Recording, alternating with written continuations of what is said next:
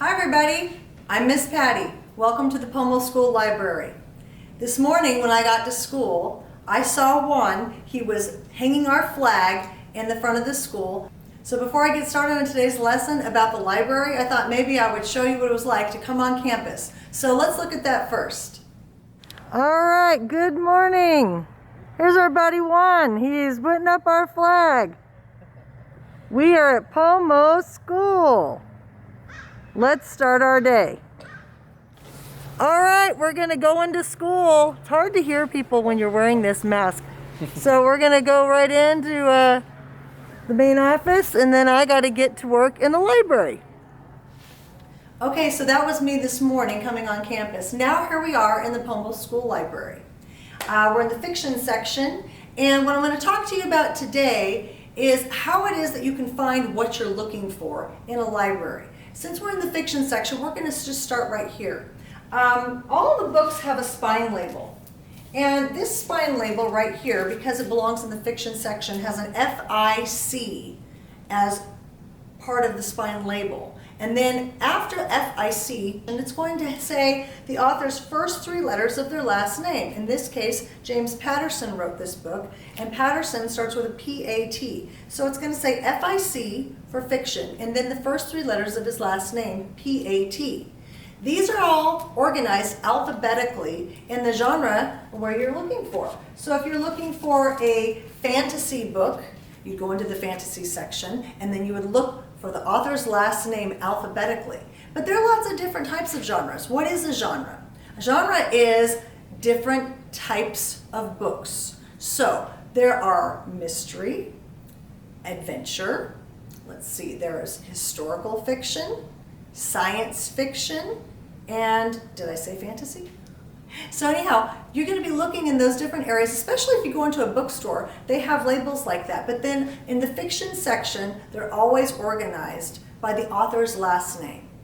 So we're going to go around the library a little bit, and I'm going to help you figure out how it is that you can locate what it is that you're looking for. So let's go.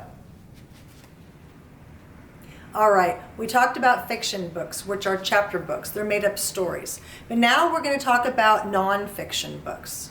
Most nonfiction books are about real things, but not all.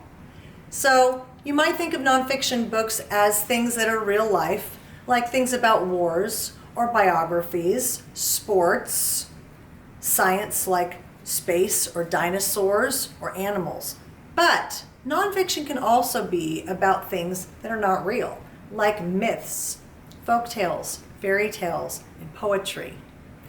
In this area, we are in the 900 section, which is about ancient civilizations, explorers, famous people that are like athletes or singers. Also, you can find mission books and Native American books. Books on anything that had to do with any kind of war you can possibly imagine are in the 900 section.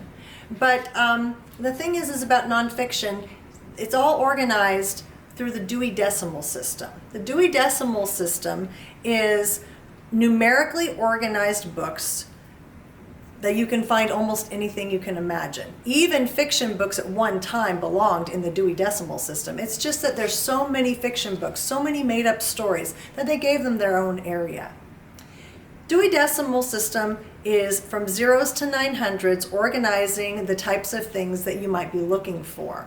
So that's why we have nonfiction books organized numerically, because each section has its own number. For example, the science books are all in the 500s, while the cooking books are going to be over in the 600s, and the sports books are in the 700s. So I'll give you guys a little bit more of a detailed breakdown in a future video. But for right now, that kind of helps you a little bit with what a nonfiction book is.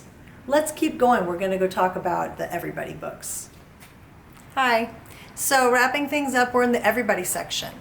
Everybody section has all picture books because everybody loves a picture book. They're called picture books because, well, they have pictures in them.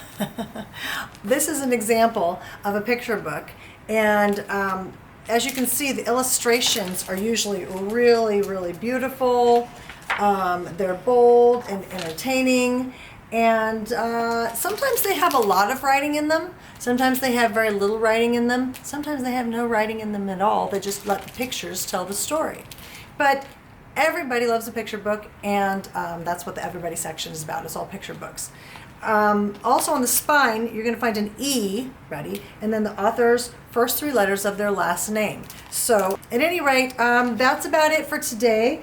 Next time or in the future, in future videos, I'm going to go over in a little bit more detail with you on each of the areas, but those were your 3 areas of the library today. There's your fiction section, your nonfiction section, and your everybody section.